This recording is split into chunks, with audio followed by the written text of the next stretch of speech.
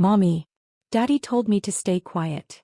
My son's voice cracked through the phone, thin and breathless, like he was whispering into a pillow. He brings a strange woman home every time. I froze in an airport bathroom, my suitcase while still ticking against the tile. Someone was spraying cheap floral perfume nearby. Made my stomach turn. My name is Lena Whitaker, I'm 15. And if you think you know how this ends, stay tuned. The stall door in front of me had a chipped lock hanging slightly crooked. I stared at it like it was judging me. My son kept talking, unaware his words were rearranging my entire life. He said Daddy told him to play in his room. He said the lady laughed too loud. He said the front door always closed very slowly like it didn't want to be heard. I canceled my business trip without telling anyone. No texts. No confrontation. Just a quiet click of a button and a sudden stillness in my chest. Was I angry? Yes. But more than that, I was alert. Like every sound suddenly mattered. That night, I packed lighter than usual. I forgot my toothbrush. I remembered the old spare key taped behind the fuse box. My hands smelled like metal afterward and I couldn't wash it off. 2 days later, I stood across the street from my own house, watching the front door glow under the porch light. That door used to mean safety. Now it meant secrets. And for the first time I realized something clearly. Some doors don't just close to keep people out. They close to keep the truth trapped inside. I crossed the street slowly like the pavement itself might give me away. The porch light buzzed. That sound, angry electric, used to welcome me home. Now it felt like a warning. I didn't go inside. Instead, I sat in my car with the engine off, windows cracked just enough to let the night in.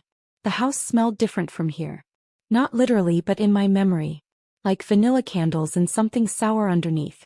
A smell you notice only after it's too late. I replayed my son's words again and again. Every time. Not once. Not a mistake. A pattern. My phone vibrated. A text from my husband. Flight land yet? I didn't answer. Across the street, the front door opened. Light spilled out, warm and staged. A woman stepped onto the porch barefoot, laughing like she'd earned the place. She didn't look around. She didn't need to. The door closed behind her, slowly, carefully. The same way my son described. That sound did something to me. I remembered the security system he insisted we cancel last year. Too expensive, he'd said. I remembered how he always positioned the hallway mirror to face the door. So anyone entering could see themselves first, catch their expression before they were seen. My phone buzzed again. This time it was my son. No text. Just a missed call. Then another. Inside the house, the door opened again. My husband leaned out, checking the street, adjusting his shirt like this was normal. I realized then, this wasn't about catching him. It was about letting him walk straight into the truth, thinking the door was still under his control. And I already knew how to open it. I waited until the porch light clicked off. Dark has a way of telling the truth.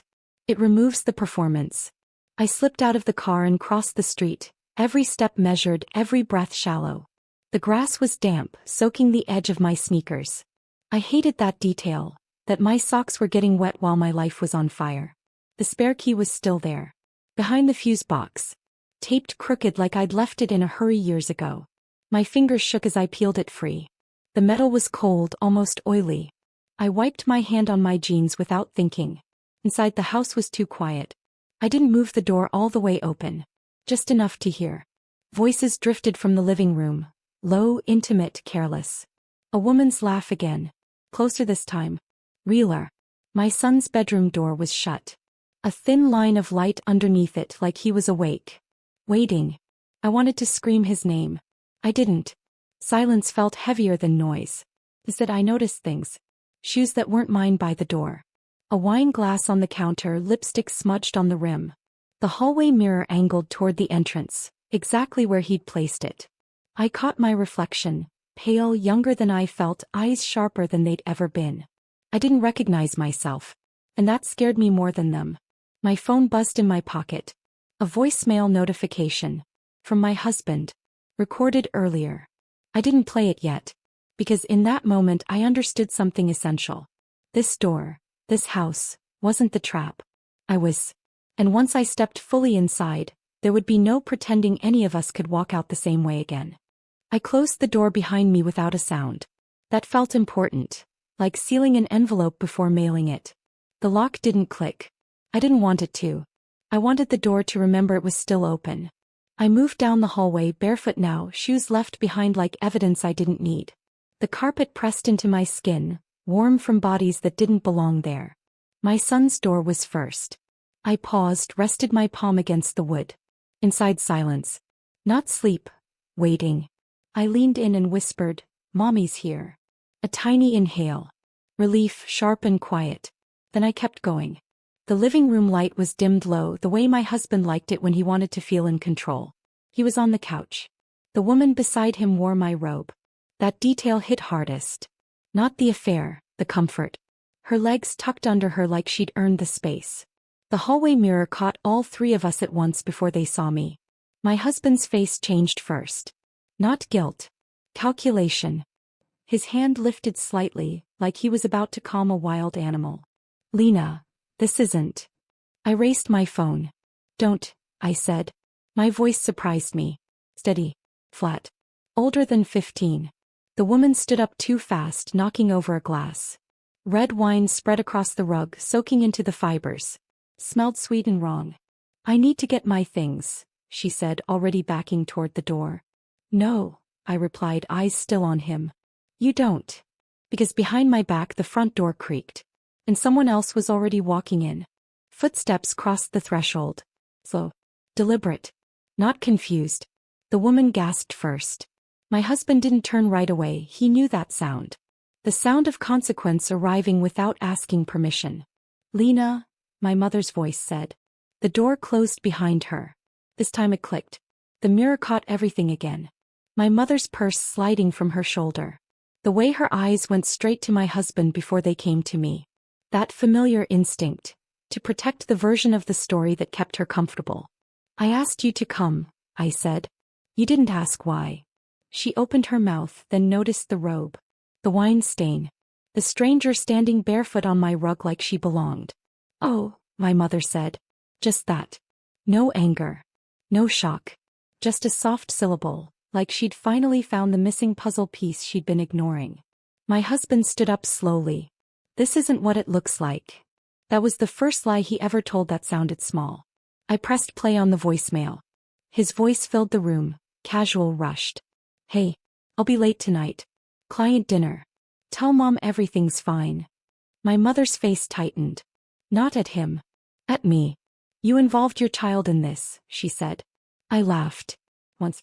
Too loud. "No," I replied. "He involved a stranger." The woman reached for the door again. This time my mother blocked it without thinking. Muscle memory. Gatekeeping. The room felt crowded with truths no one wanted to carry.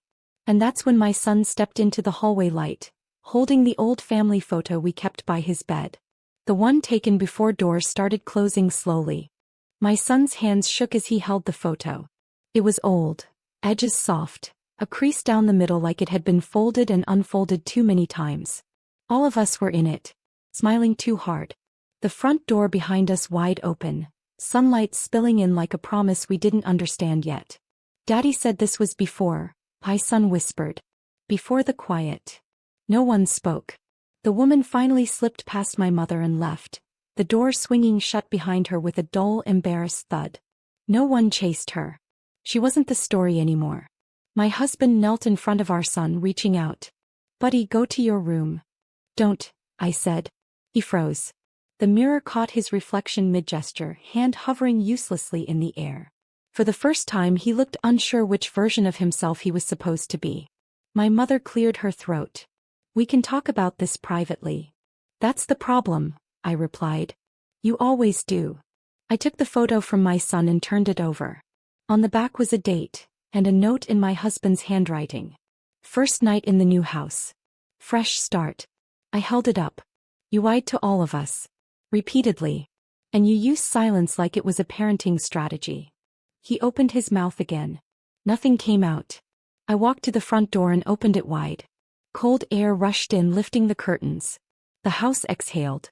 "Tomorrow," I said, "everyone will know exactly what kind of quiet you asked a child to keep." The door stayed open behind me. And no one tried to close it.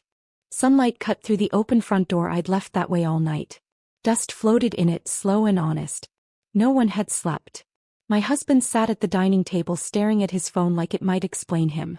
My mother paced, whispering prayers she didn't believe would work. I brewed coffee I didn't drink. The smell filled the house, bitter and grounding. My son sat beside me, feet swinging, too quiet for a 6-year-old. He kept touching the edge of the photo like it was a worry stone. At 9 sharp, the doorbell rang. My husband flinched. The sound wasn't loud, but it was final. I opened the door. His parents stood there. Then my aunt. Then our neighbor from across the street, the one who waved every morning. They'd all gotten the same message. Not dramatic. Just factual. Dates. Times. Screenshots. The voicemail. No accusations. Only truth laid out clean. The living room filled with bodies and air and silence. My husband tried to talk. Words slid off him. My mother finally sat down, her purse still clutched like armor. One by one, people looked at the hallway mirror. At themselves. At him. "Why didn't you tell us?" his father asked me. I answered honestly. I did. Just not out loud. My husband stood, walked toward the door, then stopped, realizing something too late. The door wasn't blocking him anymore. It was showing him exactly where he stood. And there was nowhere left to hide. By noon the house was quiet again, but not the kind of quiet that hides things. It was clean. Exposed. Like a room after furniture is removed. My husband left without a scene. No yelling. No apology tour. Just a jacket pulled on too slowly, keys dropped once, picked up again. When he reached the door, he hesitated, hand resting on the frame like he expected it to forgive him. It didn't. The door stayed open as he walked out. Light followed him to the driveway, then stopped. The mirror caught his back as he went, smaller than I remembered. My mother stayed.